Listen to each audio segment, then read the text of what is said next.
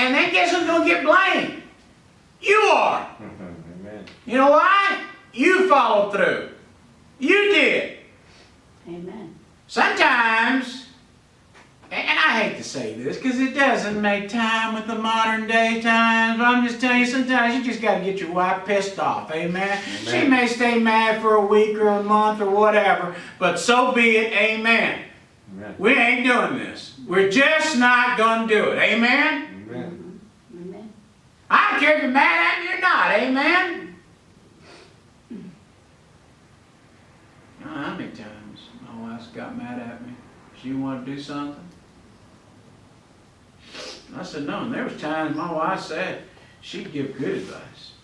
That's where the trick comes in. Is figuring out, is this of God or is this my wife? Is this of God or is this of my wife? Is this what God wants me to do or this is my wife? When you get advice from somebody, you have to figure out, is this of God or is this of man? All advice. I heard a guy one time, we put a tent out there down the road, a second tent in the neighborhood. And he come out there and says, you cut your grass. He said, you're going to dry up all my grass. I've been watering this grass and mowing this grass. You're going to put this tent, going to kill all my grass. I said, sir, we're just trying to get souls saved in the neighborhood. I'm just thinking about souls. And I said, you know, if your pastor wants me to take it down, I'll be glad to take it down. But I mean, I think it'd be better to get somebody saved than the grass. And then he started telling me about patience. And I had a decision I was going to make. And I already made up my mind I was going to do it this way. And that man began to talk. And the next thing I'm going, now Lord, are you trying to tell me something? The lawn guy? Are you trying to tell me something through the lawn guy that's complaining about his grass? Are you trying to tell me something? Because I'd already made up my mind what I was going to do next. And the Lord said, you better put it off. You better have some patience. And you better wait.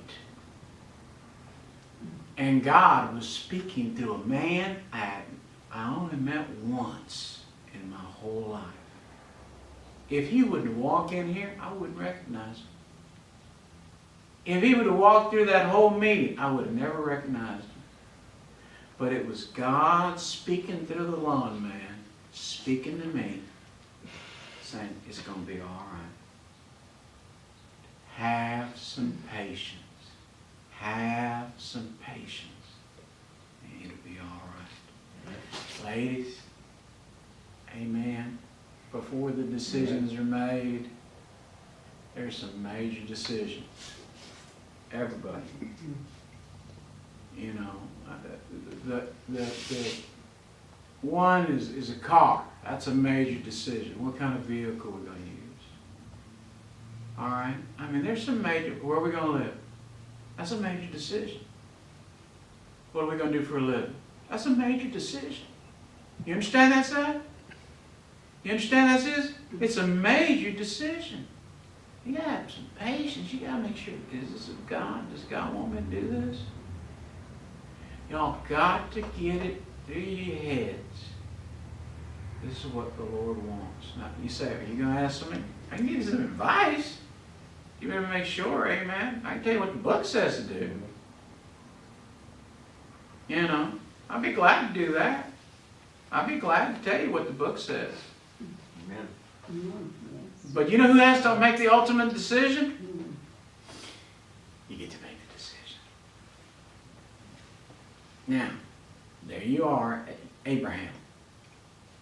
And you're tempted, you know, if you're a man, some hot babe. If you're a woman, some, you know, Mr. Muscle Man, you know, and you get permission from your mate, go ahead, you know, we need a baby, you know, no. You get to decide. You better make the right choice. I don't think God's in this. I'm not really too sure if God's in this. And you said she would have got mad. Of course. Decisions have to be made, and God said, it's the man. because Eve was deceived. But Adam knew exactly what he was doing. He was so much in love with the woman that he said, I'll sin with you too. He knew it was sin. He knew it was wrong. But he did it anyway. Abraham loved Sarah. When he was given the opportunity, he said, man, I'm finally going to get to do something that my wife will appreciate. It lasted about 3 months. And when that belly started coming out, she was despised. I had messed up. I told you to do something wrong, and it's your fault for listening to me. Men, let me tell you right now, in all major decisions with your wife, it is always your fault. You understand? It is your fault. Because you were the decision maker, and it's always your fault, Seth. Whatever decision